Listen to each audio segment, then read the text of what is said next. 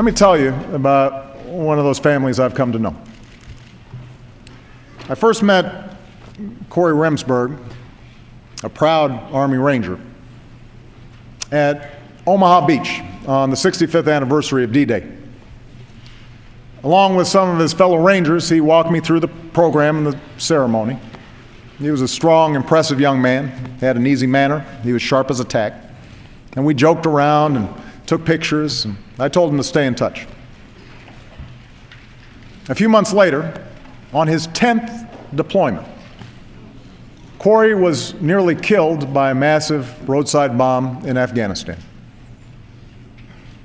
His comrades found him in a canal, face down, underwater, shrapnel in his brain.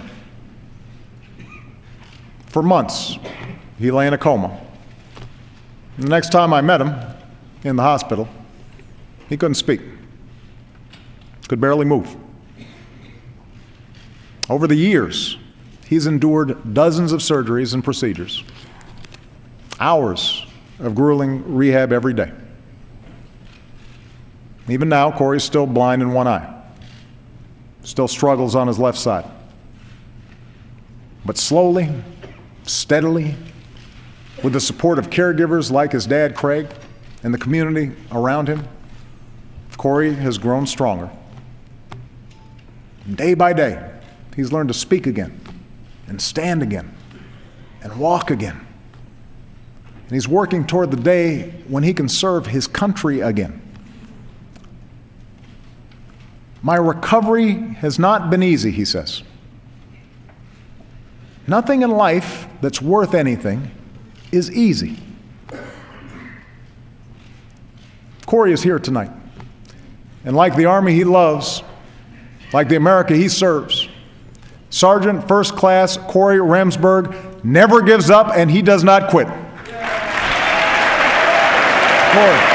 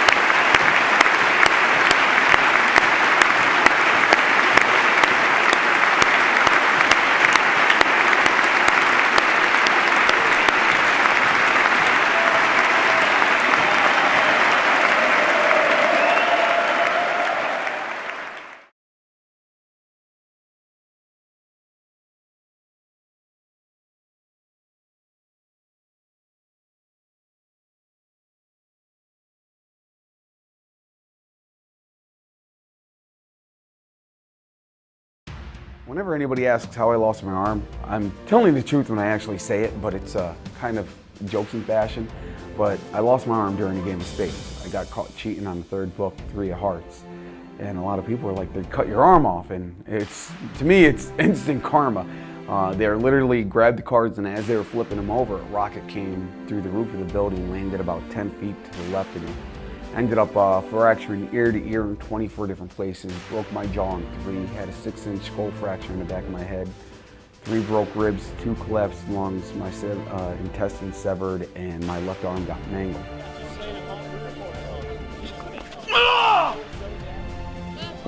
The Military Adaptive Sports Program is a great program that I've seen down at Walter Reed, and it's evolved since then.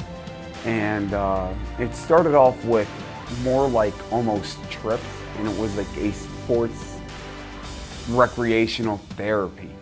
And from that, they actually realized or seen the power of healing within sports and actually developed a whole program specified just for adaptive sports to include kayaking and getting into competitive sports, helping soldiers find their new normal as they're going through their phases of trying to re-establish themselves within themselves and the community. Adaptive sports has a huge life-changing experiences, especially when you fall in love with it. And you might not fall in love with the first adaptive sport you try, But through adaptive sports, I never used to snowboard, but I started snowboarding through adaptive sports. I started kayaking through adaptive sports. Track and field I re-got into. And the love I have of competition just is fueled by the adaptive sports programs, and it opens up so many doors to just finding a better, happier me.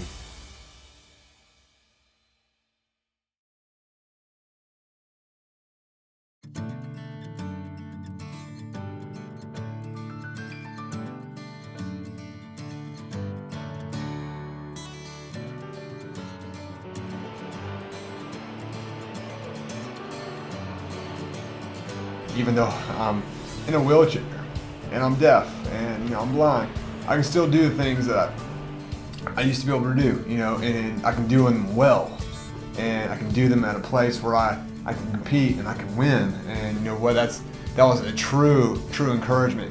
The only other thing I would say is that since then I've been, thanks to my wife, training every day, all day long, because I do 4 events. So it's not just, I can't go and just do one event for the day, because you know what? Well, you let the other 3 slack. And so that's the biggest thing. I remember last week my wife saying, I came in from work and she's like, well, I'd already shot air rifle, I shot archery, and I'd swam. And she said, well, have you hand cycled? And I'm like, no. She said, well, we still have some time in the day. It ain't dark yet. Let's go. And I'm like, you've got to be kidding me. Does military adaptive sports program change lives? I would say yes, because it gives, again, I'm going back to, it just gives hope. It can draw people out of a depressed state of I can't do anything. What's the point? To on the other side, I have goals. I'm a part of a community, a family. Military adaptive sports program is not just one team, it's a family. There's a lot of people involved. There's a lot of networking. There's a lot of resources available that you don't know about till you get there, till you become a part of that family. She is strong. Let me tell you, she is strong. And not just this, but also in heart. I mean, she had to be the one who came to the hospital every day just to see if I was alive. I know I wouldn't be half of where I'm at if she wasn't around. I give her a hard time right now about what she should be or could be doing, but the reality is that she sees beforehand what I need. And I'm like, you didn't ask for this. You had no idea, a plan, a thought of me being in a wheelchair, needing a help, needing a caregiver. I was the caregiver, but now I'm not. So I would say it's been an inspiration to me to see her not quit. I mean, the biggest thing I have is what's on my bracelet. The strength comes from an indomitable will to never quit. She has that.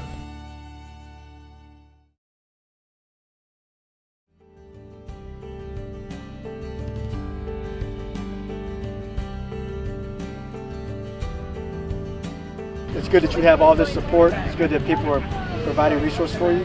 But the bottom line is, the only reason they're providing resources and support for you is because you chose to do something different with your life and with your own recovery, right?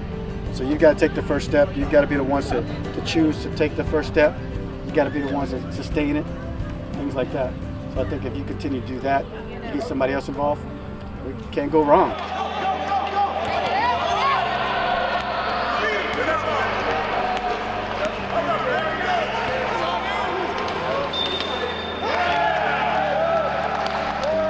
I had a chance to speak with a young Marine, and he said, it's really neat to see that there's other men and women in all the other branches that are going through the same experiences that I'm going through. So I know now that we all have something in common, and that's what makes these things very special. These events make them special, and they make lifelong friendships, and that's what they need as they move through their next phase in life. They need those friendships to help them when times are tough, to help them through other events, to really get them motivated and to get other people motivated to come and join these programs.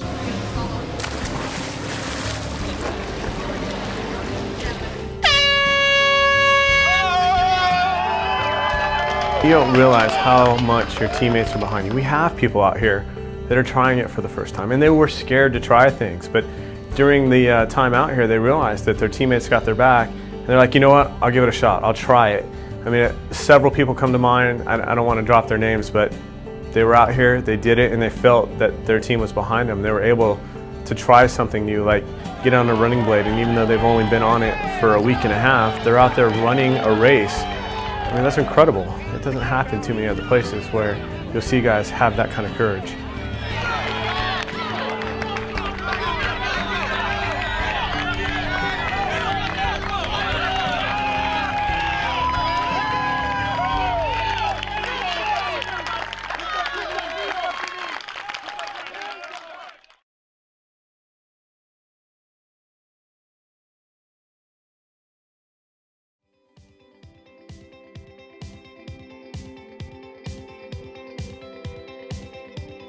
I had a fall actually off of one of the MRAP trucks as I was doing inventory. And when I came back, they said that I had torn part of my meniscus and my ACL in my right knee. I had torn my labrum and my rotator cuff in both shoulders. I had lower lumbar spinal stenosis, as well as 3 bulging discs between the L3 to S1 region. I wouldn't name them individually, but between those regions. I was having a problem with my bladder. I actually have an implant that actually helps to control my bladder now, because overseas I was having issues as to where I just couldn't. I was having issues, but I'll say it that way. And I also was suffering really bad from anxiety. I was in an area that was heavily attacked. We were constantly hearing things going off. We're constantly having to run for cover. They later diagnosed it as post-traumatic stress disorder.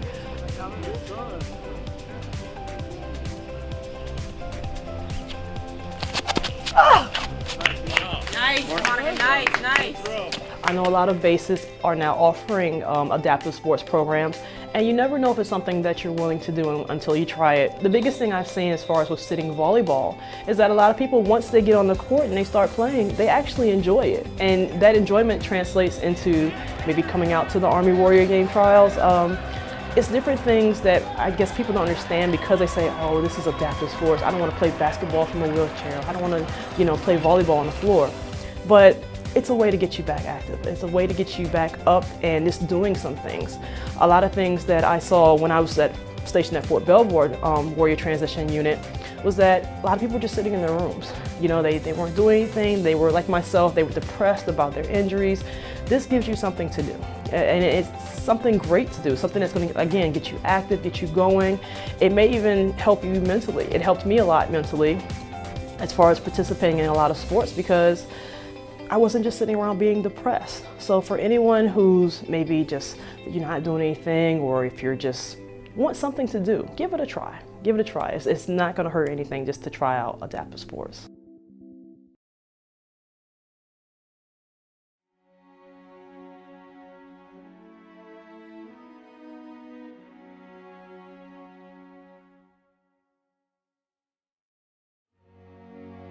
I've always been a motorcycle enthusiast.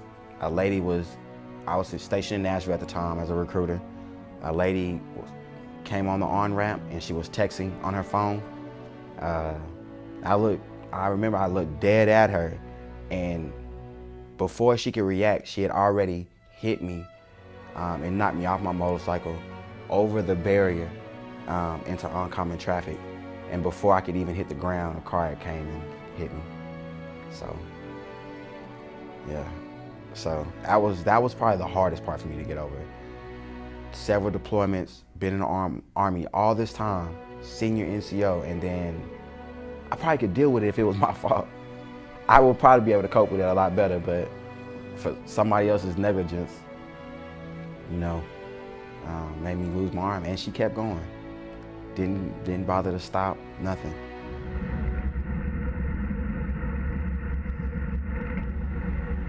Cycling is my baby. That's my #1 sport. I work real hard on that. My goal is to be a Paralympic cyclist. I wouldn't say I was overconfident, but I knew that in my division, I was that top cyclist. Everything was great. I have what they call as a spring-loaded shock, Fox shock. And it absorbs the shock, and it allows me to to put pressure on my prosthetic side, and I don't know, I just came around the corner and I guess I hit a pothole or I met the cover in the road. And I felt the air just let out of my arm, and then not even 2 minutes later, the whole arm just collapsed, the whole prosthetic just collapsed. So I tried to ride with the prosthetic in the air so I wouldn't have to stop, but that didn't work, so I had to come to a complete stop, unclip. I just remember taking off my arm, throwing it to the side, and I just kept going.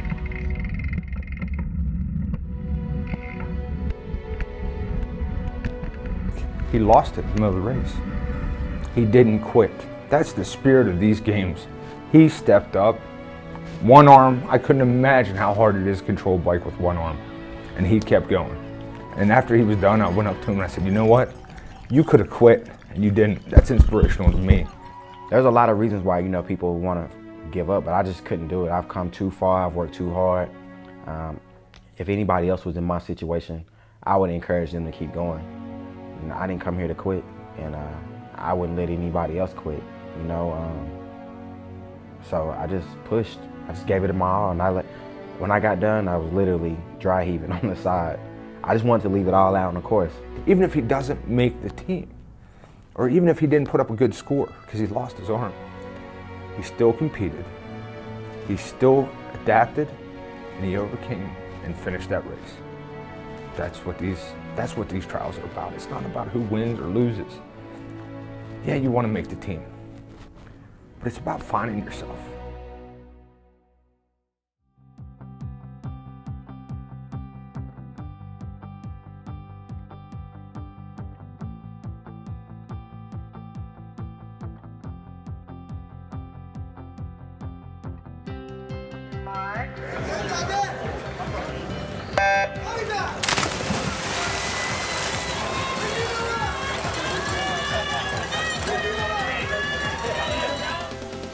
I wish I could speak to the wounded that aren't here, that are reluctant to come out here, because great things happen here regardless of whether you're even trying sometimes. It kind of, the community comes together, and the camaraderie of all of the wounded, it spurs people on to do things they didn't think they could do.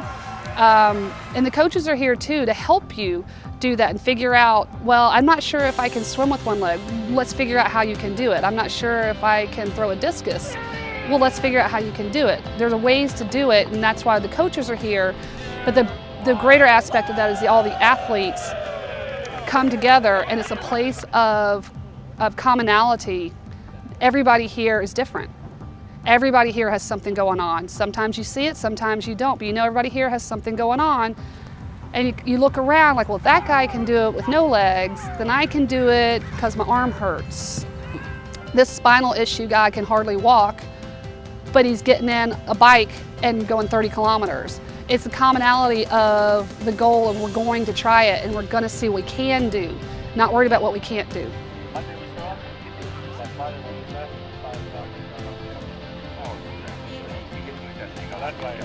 That's much better. They have top-notch coaches.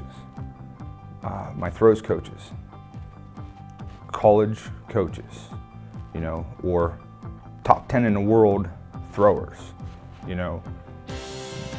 a lot of one-on-one time. You have a question, they shut everything else down, talk to you. And there's enough coaches here that, you might not get a full practice one-on-one, but you're gonna get some one-on-one me time with the coach. Okay, here's that hand. And what I said, when you relax your hand, you get the follow through. When you release it like this, or release it like that, you let it go, and your hand stays right there. The coaching that I've received for the few events that I do has been phenomenal. I didn't realize there were so many small details to each and every sporting activity that we're doing. Just case in point, cycling.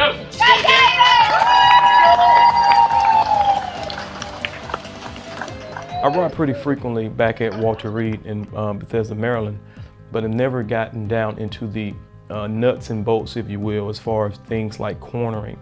pedaling, how do you engage your heel? When do you want to cycle off your pedaling in order to recover? And then when should you get back on your horse?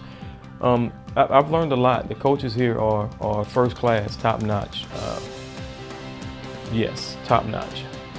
Even outside of the wounded warriors here at the trials or at camps, even in everyday life, the people that inspire me are those that have things happen to them and keep going, and they realize it may not be the best situation, it might be a hardship, and they adapt and overcome and improvise a lot. And that's what we see here, obviously, but it happens in real life too. And those are the people I kind of look up to and go, if they can do it, then I can do it.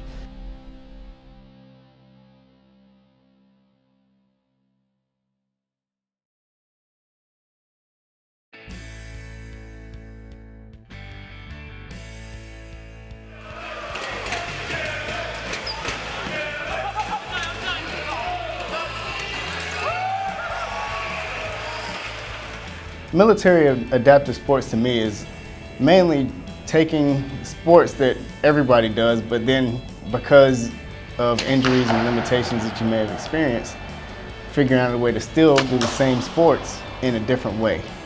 It's not really that you can't do the sport, it's just that you have to figure out a way that you can do the sport. And that's something that I think is really important and needs to be stressed about what adaptive sports are. The Military Adaptive Sports Program, the Army sees it in a wider lens. So we see it as one portion of what we call adaptive reconditioning. So adaptive reconditioning has a number of different aspects to it, and there's that physical part to it. There's a spiritual part to it. There's a family part to it. So, you know, and a lot of the athletes are here with their spouses. That's a real important part, that support that comes from the family. There's a career part to it. You know, there is an educational part to it. So all these come together. We try to bring all these together. So, you know, when we're trying to say somebody is learning how to adapt, learning how to recondition themselves adaptively, you know, cooking could be something they do. Writing poetry could be something they do. You know, beyond just the physical. So all those things help that person improve themselves to be a more productive soldier or veteran. Military Adaptive Sports Program is a big psychological and physical tool that is used throughout the military to help people cope with themselves, help them cope with their feeling inadequacy and things like that. A lot of times people don't, in the world, don't see a lot of people that they can cope with, that they can relate to. So being in adaptive sports brings you together with a lot of people that are just like you, worse and some better. You can compete with them and feel like you're part of home, part of the family. Military adaptive sports for me is trying new sports, and it might not be what you're comfortable with. Like, I started in the swimming pool, but my best sport is actually field. And I learned to do cycling, and I learned to do tennis, and I went with the VA and did downhill and cross-country skiing. And so the adaptive sports is just to get you active. You don't have to bring it to this level. It's great if you do, but it's just to get the soldiers and veterans more active in life and find out that they might find a sport that they like. The Military Adaptive Sports Program has changed lives through what I've seen and through my own life. I'm not afraid to, you know, talk to people now. I have more confidence. I have that outlook on life again, you know, to where I sort of shut myself off from the world before, because I felt like I was being looked down upon because I couldn't hold a conversation with somebody. And now I'm back to me as the best I can be. That's what the Military Adaptive Sports Program brought for me. The Military Adaptive Sports Program has really been an amazing program for me, especially in the San Antonio area, because coming back from Afghanistan, becoming a warrior in transition at the WTB, I understood the mission, and the mission is for the soldier to get better, to rehab. So there was a great opportunity for me to not only get my life together, but to give back to the Army and do something while I was healing. The Military Adaptive Sports Program is everything to me. I was deployed in 2007, and when I came back due to my injuries, I wasn't able to do the sports that I did before. I was a basketball player, I did volleyball, and I did softball. I wasn't able to do those things anymore because of the knee injuries that I suffered. So I was introduced to the Warrior Games in 2010 at Fort Belvoir, and I enjoyed it. I loved it. At the time when I came back, I was so depressed. I was so depressed about my injuries and everything that had happened to me, and I just wanted to be active again. And Military Adaptive Sports gave me that opportunity to be active again, and I've been doing it ever since.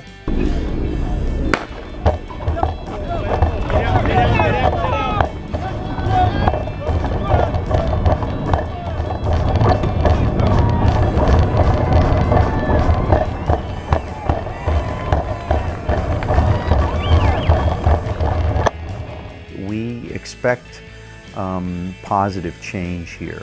We count on it, and in some cases significant life-altering change, and I have seen it with my own eyes over and over again. And it's, you know, if you just save one life, it's all worth it. The old expression, well, you know, it's worth it. We're positively affecting many lives, and we're putting our young people here on a positive tangent for the rest of their lives. The Military Adaptive Sports Program means a lot, not just in what it's done for me in a selfish way, but also for the way it touches others who have not been in the military. My son and daughter are seeing people with multiple amputations, severe burns, severe injuries and wounds, who are not only surviving, but thriving.